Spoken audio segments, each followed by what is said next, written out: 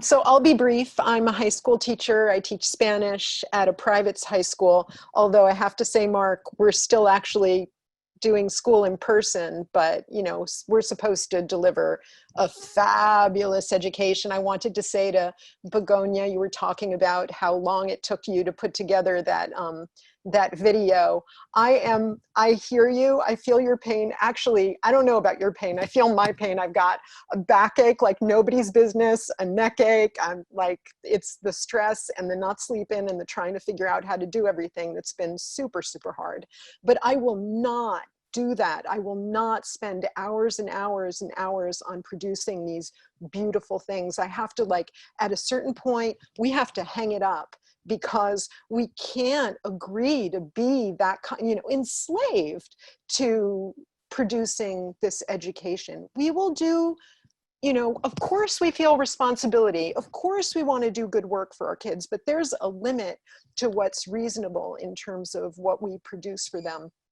I've got, I really think that I saw a lot of talking back and forth in the chat about teachers' pay and the colleges, and this education should be free. It should be free for the kids that I teach. Should, you know, anybody should have access to the kind of education the kids at the school that I'm teaching at are getting, with the kind of technology that they need to receive the best education that they can. Of course, the teachers deserve to get a living wage. And of course, the teachers who, I mean, I can't imagine, Nicole, what life is like for you with 4 kids who are under the age of 10. My colleagues who have small children who are Zooming from their house while their little children are trying to attend like kindergarten and 2nd grade and 3rd grade classes, that's like crazy. So of course, those teachers deserve to have a lesser schedule, teach fewer classes so that you can manage to take care of your kids at home. These things, in a reasonable society, in a humane society, these things ought to be very easily done. This is not so difficult to achieve. And I'll let someone else jump in now. Hi, everybody. First of all, thank you, everybody who shared their experience. I think it's, you know, it was said many times, but the parallels are really incredible to think how this is happening all over the country and the world, how teachers and students and parents and everybody is affected by this circumstance. I think it's the great unifying thing that we're seeing in this presentation, which I think is really great. One thing that I wanted to comment on, I'm not an educator, I work in healthcare, but one thing I wanted to comment on was something that Nicole brought up, which was the question of the Martyr Syndrome that I think a lot of us who are in care work fall into, which is the question of, you know, we sacrifice ourselves quite a bit to provide the service that we're supposed to do, which is naturally in our instinct. I think it's why we do what we do in the first place, right? Most of us go into these fields because we want to improve people's lives, because we want to do something to better it. But I think that there is a serious problem with that notion that we should sacrifice ourselves. As was said in the chat, you know, at some point it was like, you know, if the students need to start paying less, should we be getting a pay cut? And I think that that's a natural way for us to think, because we're constantly sacrificing ourselves, but we really aren't asking the right people to sacrifice anything. What about, again, the people that are responsible for all of this, who are, you know, increasing their profits dramatically? Is anybody asking them to sacrifice anything at all? We constantly look at ourselves and at each other, you know, for sacrificing, for improving things, for making all these efforts, like, you know, almost, you know, superhero efforts that are, you know, just unrealistic if we want to live a good life. So I think, Nicole, you're totally right. This needs to stop. We have to stop sacrificing ourselves to the extent that we are. And we have to demand that, you know, that these things get answered and fixed, not without us sacrificing more, putting ourselves, our families, children, parents more at risk. I completely agree with you, and I appreciate you bringing it up. Hello, everybody. So I'm a student at UC Berkeley, and I'd say, just from my experience, the entire response that my college has given has been completely chaotic. we weren't even sure exactly what form our classes would take until 3 weeks, I think, before the beginning of the semester. We thought it was going to be hybrid, and then they said, we're going to go all online. Of course, they left it open that we could somehow go back later in the semester. So they're very unclear about exactly what our education is going to be. One thing that they were very clear about, and the first question that our chancellor answered, is that we are not going to have any reduction in tuition despite the fact that we're all on Zoom, and this is not the education we signed up for. But she was very clear that the Board of Regents had already set the tuition levels for the year, so that meant that we couldn't lower our tuition.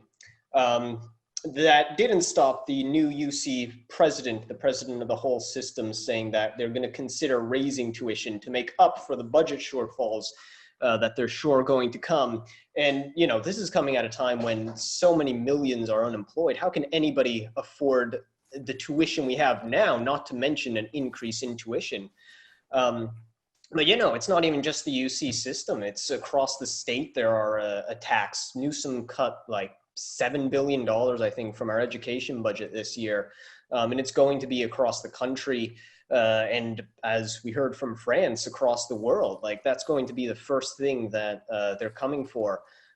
So I'm pissed off at my university, but I'm more pissed off about the fact that we are facing all these attacks, and, you know, we have to debate who's going to get the money, students or teachers, when it's their system that created this. And, you know, we're not using all this wealth that we create that's hoarded by the rich to actually fund our social needs. So overall, angry, and I want to change this. I'm a counselor at Chabot College in Hayward, and I work in counseling, and I also am the counselor for our Dream Center that serves our undocumented immigrant student populations. And, you know, I definitely agree. I think, you know, we've been working twice as hard to pull this through and make it happen. And it has been really frustrating because I think the bulk of the expectations for how to get all of our systems and everything online and functioning has just fallen to us. And, you know, that's just not fair. It's not right. And we're certainly doing our best to serve our students, but I know it's not the same quality. Students are struggling. They're not getting the same level of support. And, you know, it's just, it's not the same. And so we've just, we've seen about a 10 or 12% drop in enrollment. And I just was so dismayed to see that for our Dream Center students is about a 20% drop in enrollment for this fall. And, you know, I think that's just because of so many factors, right? Students are having to, they're being forced to choose work, caring for family members, you know, all of these other obligations, and they don't have the financial support to be able to continue attending school, which is just so messed up on so many levels. And when I shared this at a meeting on Friday with several administrators, their question to us was, well, why aren't you doing more? What is your outreach doing? Why aren't you helping? And I was like, you know, we can do everything we can, but we can't change the situation for students, right? Where's the extra funding? Where's the extra support to allow students continuing to go to school? So yeah, we're all just frustrated, angry, and overworked. So right there with you. So I wanted to talk a little bit about the university side because I work at an academic library. I work at Cook Library for Towson University, and there's been so many debates going on as far as there's the tension between what the students are getting and what the university, I guess between the quality of learning and also health and safety has been a major debate. And the student that talked about, I'm sorry, I'm like blanking on the names here, but the student that talked about how they just feel like they're paying all this money and not getting anything out of it because it's all on Zoom. I think that a lot of people are really cognizant about that, and the higher levels of leadership at Towson University are really pushing to, like, as much as possible have like hybrid classes or bring students back because they want to retain that value. The opposite side is the health and safety concerns, where the more people you bring to campus, the more you're trying to like provide that value, the less safe it is. So if you open up the library for students, that's going to put library staff at risk because people from the public are now coming in and like touching all this stuff. So the library has been in this little middle place that trying to, there's been a big debate going on about like, how do we serve the students that some of them don't have access to technology, some of them need the library and the resources in order to learn and actually get what they're paying for. But at the same time, the more you open up physical space access and whatnot, the harder it becomes to retain safety. And people feel like students are being put at risk by this. Anyway, I think that the debate about what the financing part of the university is extremely complicated, and I could talk a lot about it, but I've only just got a little bit. But I would just want to put out a call. I'm going to put my name in the chat, but if anyone else is working in universities or libraries, I would love to connect and discuss how we can make changes or push for changes that is not just like tuition based. Okay, thank you. Hello, everybody. So I wanted to ask a question and make a comment. I don't know which one to do first. So actually, I'm going to make the comment first. Here in Fremont, where I live, the kids have this free meal services that are called Grab and Go, and it's for breakfast and lunch and then weekends as well. But what makes me laugh about it is that the locations where they have them, it's a few locations throughout Fremont, but all of the pickup times are at times where the kids are supposed to be in front of the computer doing the online learning.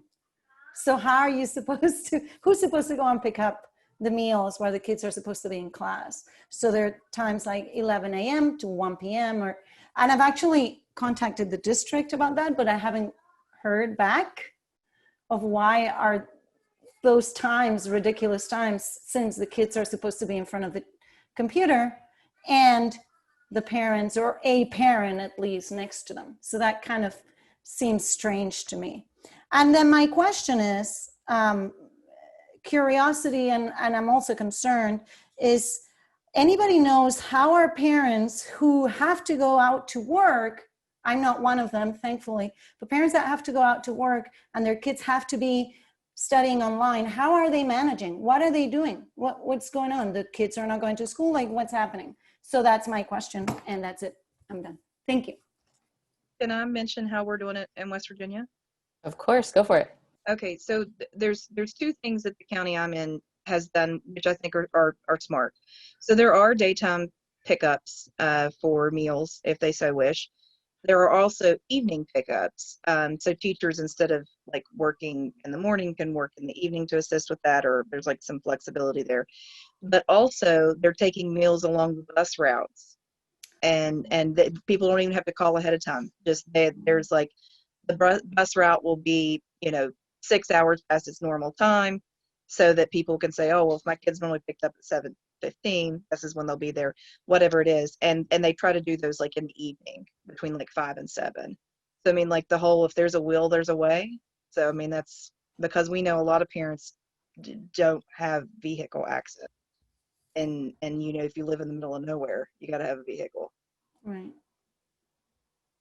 Well, I just wanted to add one little piece that I left out earlier because of time, but so, meanwhile, we're describing this kind of nightmare scenario.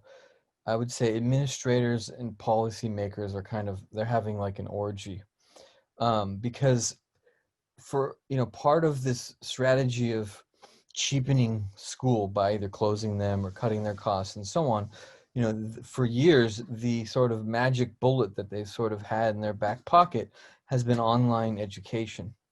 And so, even if online education doesn't fully remain because of the pandemic, a lot of it will. And this will give the opportunity to continue the policies that we've seen of, school closures and so on.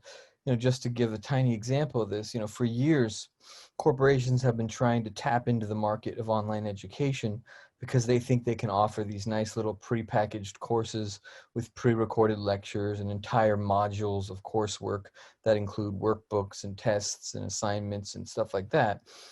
I mean, as a community college teacher, I get emails from these companies all the time.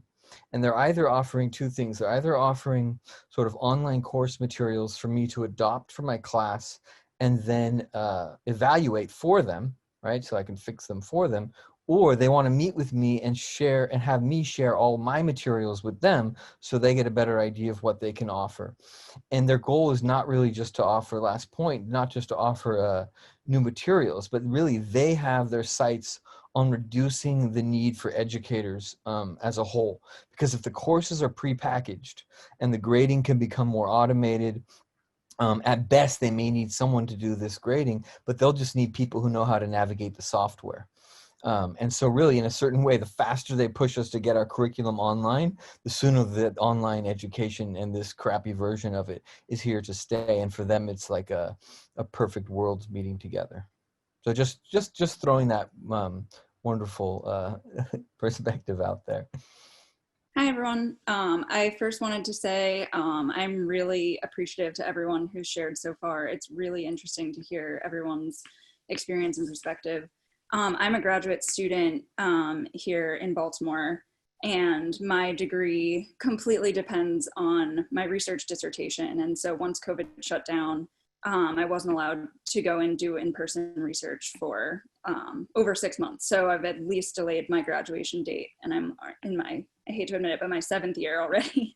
So I'm like dying to get out, and that's been my experience, I guess, as a student, is just, you know, not being able to do the things I need to do. But that brings me to like a bigger point, which is kind of the fact that, you know, even as we're talking about all these things, we're all talking about going through all these motions and just what's expected of us and what's expected of the school system. And I think it's important to, you know, as we're listening, take a step back and listen to like the crazy expectations that are put on educators to provide, you know, and counselors. Like, I really appreciate what everyone shared about providing, you know, food, like weeks full of food to all of the students and their families, and counseling and mental health and, you know, all these other things that come with it that shouldn't be the burden of educators, and certainly they're not getting compensated for that. And so I think it's just really interesting to think about, and I think Laura brought it up really nicely, of what sort of education system we want to see, because right now it's, you know, obviously educators aren't even able to educate in the way they want to, and to be teaching, we're not learning anything that's valuable to us or practical. It's just sort of going through these steps that have been set up. And yet I was looking in the chat as well, I think the top administrators at Hopkins, where I work, are making, you know, multiple millions of dollars, while yeah, I think it's laughable. Like we administrators said they would give students a $1,000 cut on this, like, you know, $50,000 tuition that students have to pay. So it's just, yeah. Sorry, I know it was a little rambly, but thank you all for allowing me to talk. We made a public statement as the caucus, and one of the points that we made is, whenever that you make unusual or unsafe accommodations as a worker, that becomes the expectation. You know, I would like to slap the first teacher that was like, I'm going to work 5 hours past my work day and it's going to be great. I'm going to put this bulletin board together, because it became the expectation. Like, you're going to do more for nothing. And yeah, so I just think that's ridiculous, and it's disrespectful. And I don't want to start something that's just going to become the norm. I mean, our rights have already been eroded so much. I teach in Oakland at an elementary school, and a lot of the things that people have shared have been true for us as well. But another aspect is just the environmental racism that faces our school site. We have a shared site with a library, another elementary school, and an early childhood center. And there's been another situation in Oakland where there was like lead in the water, but we found out that our soil is toxic, and the only reason that was even tested was because of this other situation at a high school in Oakland. And so let's say that our school site is fine in terms of the air quality, it's still something that heavily impacts the families, the children that live in this neighborhood, and it's a huge issue. Our 4th graders a few years ago tested in as part of their project for this like expo end of the year project. The students worked with this organization that tested the air quality and found that it was terrible. And now we found, let me pull up like what the actual chemicals are, but there's elevated levels of 3 chemicals: PCE, benzene, and TCE. And we don't know like the level of risk that we've been exposed to so far, but that long-term exposure can cause cancer. So it's just very frustrating to know that this is what our students deal with all the time. We've also had cases where people have, a lot of folks that have worked at the school have gotten cancer and then have passed away. So it's just one thing after another, and it's just frustrating and challenging, and it feels like we're kind of often out of the loop and don't know what next steps we need to take, what we can do, and sometimes it feels like it's out of our hands. So yeah, just frustrating situation overall.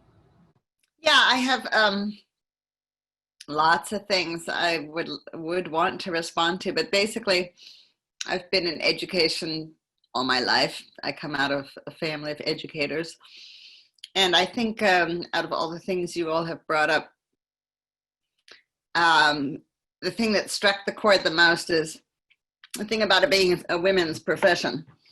And I've worked many jobs in my life, and they've basically all been women's professions. I think there's the only women's profession I haven't really engaged in is healthcare, but I've done, caretaking, hotel work, lots of secretarial work, and lots of education. And I remember I started in the Oakland school system in the year 1985, fall 1985. And I grew up in Berkeley, but I lived many other places. I hadn't lived in the Bay Area for quite a long time. And beginning teachers were paid $18,000 a year. And we had, classrooms in the library, classrooms in the cafeteria. We had open classrooms with 50 different languages. We had crack shootings on the playground. We had, it was the crack era. And I just couldn't believe it, because these unbelievable teachers who were just fabulous people.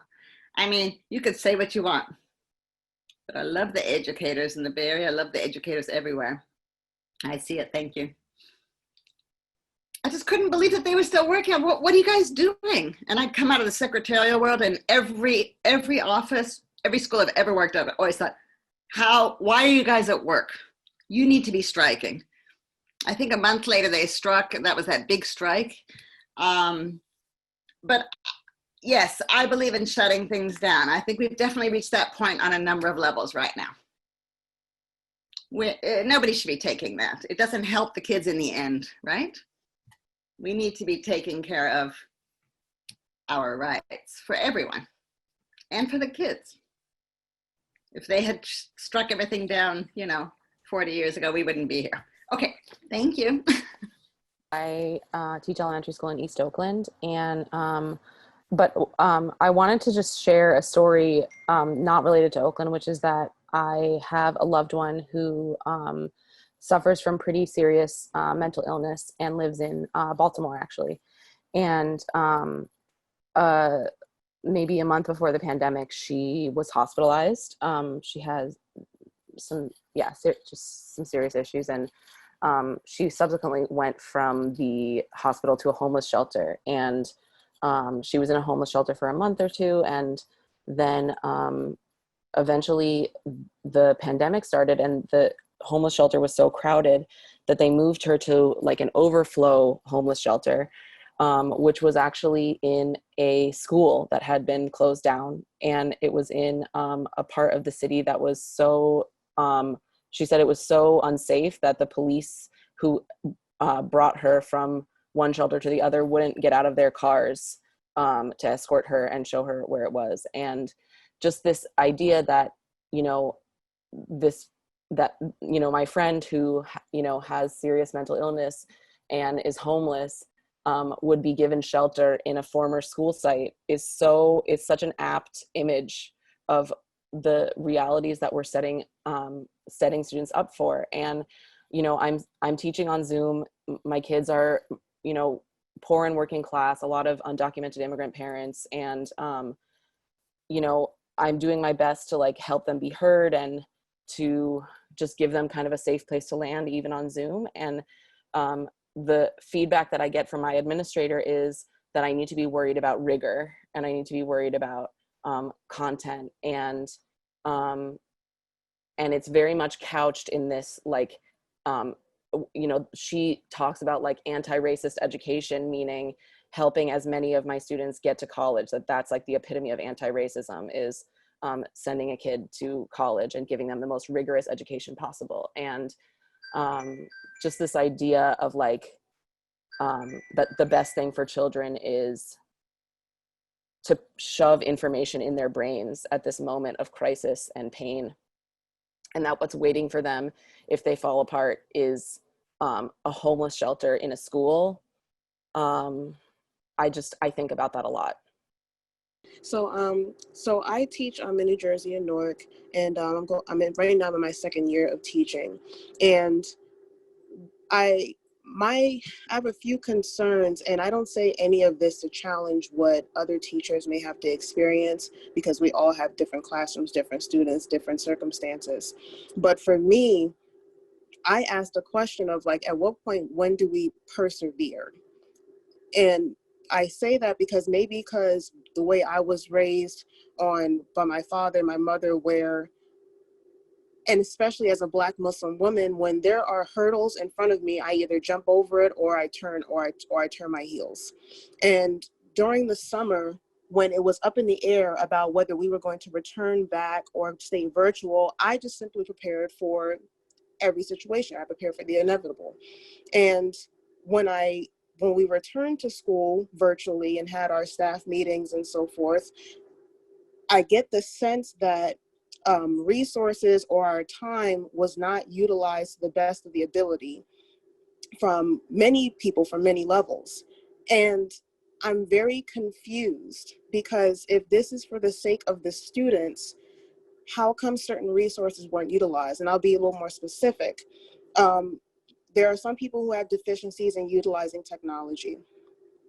And I know that our district held Google Classroom PDs for most of the summer, going over all of these things about how to use WebEx, how to use Google Classroom, how to use everything and anything that we could possibly utilize for our students during classes.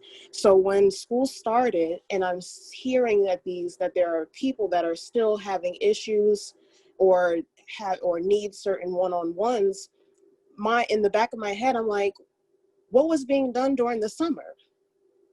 I understand that that's our summer and we want to hold dear to that. That's fine. I'm one person that believes in self-care. At a certain point in my day, I'm not going to open my emails. At 4 o'clock, I don't open my email anymore. That email can wait till tomorrow morning. No, I was always raised from my mother, who worked in corporate America for over 20 years, who reminded me that you don't enslave yourself to these jobs so much to the point where you don't have time for yourself, and you become overwhelmed. And so it's a balance. So I make sure that between the work hours, I give my best work ethic. And after a certain point, that time is over. I'm either doing my yoga, I'm either doing something that's for me. So last thing I'll just say is that at what point, when do we persevere and really utilize the resources available and just push forward? I live in Fremont. I'm a single parent of 5 children. I also am a county employee, so I work for Alameda County. At the beginning of the pandemic, some of us in the department where I work were sent to be disaster service workers. So since then, I've been working with the food bank and distributing food to the communities. I wanted to answer Begonia's question about being a parent and still having to go out and work in the community. For me, it's been extremely hard. I don't have any support outside of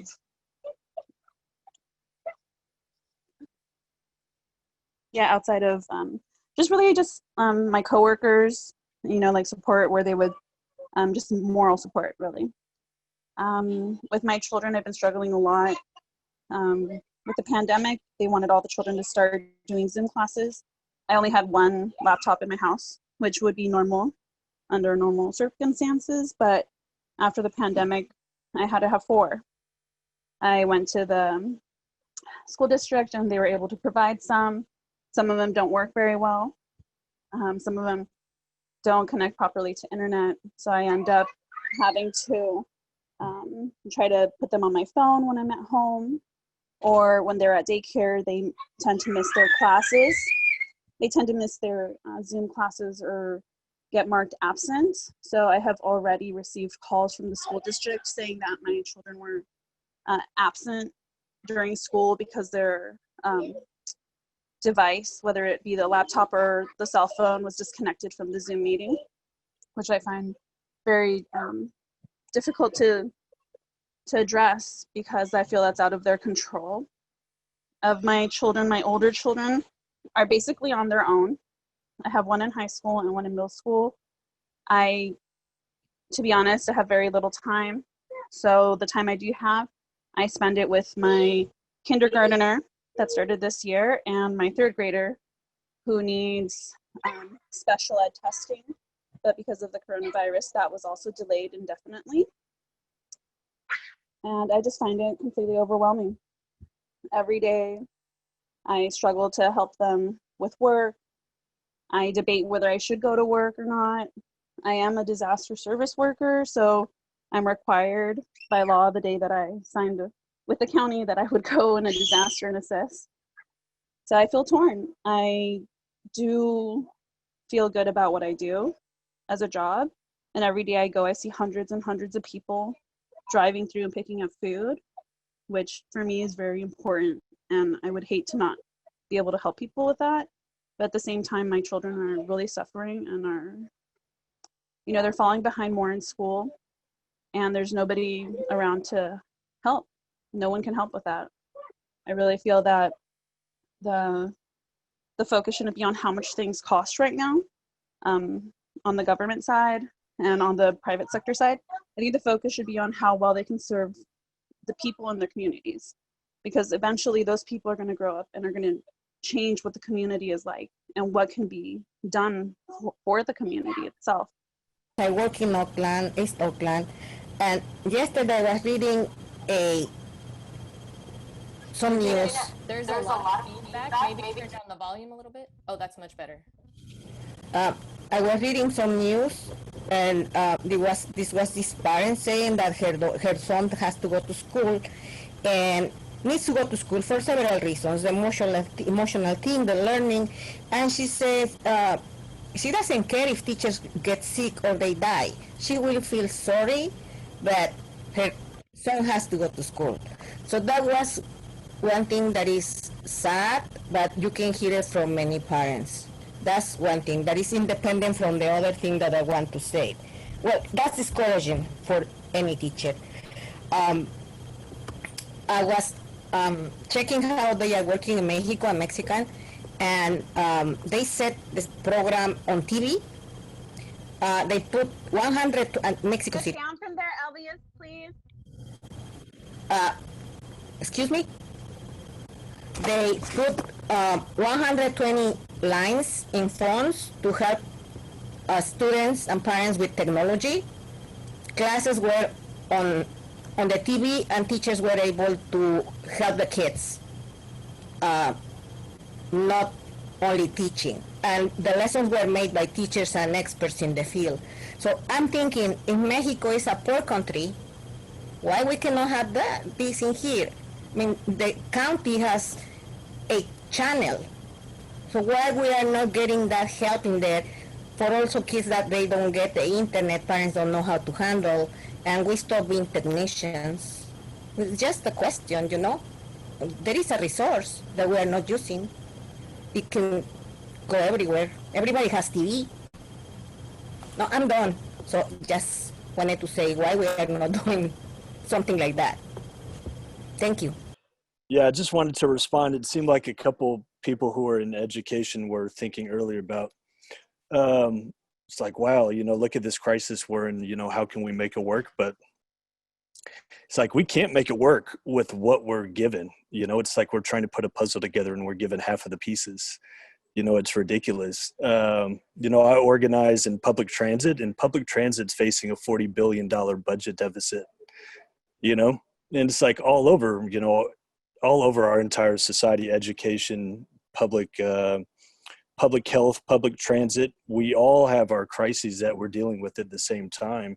And we're not given the tools to solve our issues, you know, and we shouldn't try to figure that out, you know, on ourselves and off of our own sweat and tears. And as some people were pointing out earlier, it's like, look how much wealth that the billionaires have, you know, they could do so much. Just our whole priorities of all of our society. Look at all the money that we spent on the wars in the Middle East, you know, for what, you know? So the solutions are really for us to act collectively and organize and challenge all of our society, just like we saw with the Black Lives Matter movement.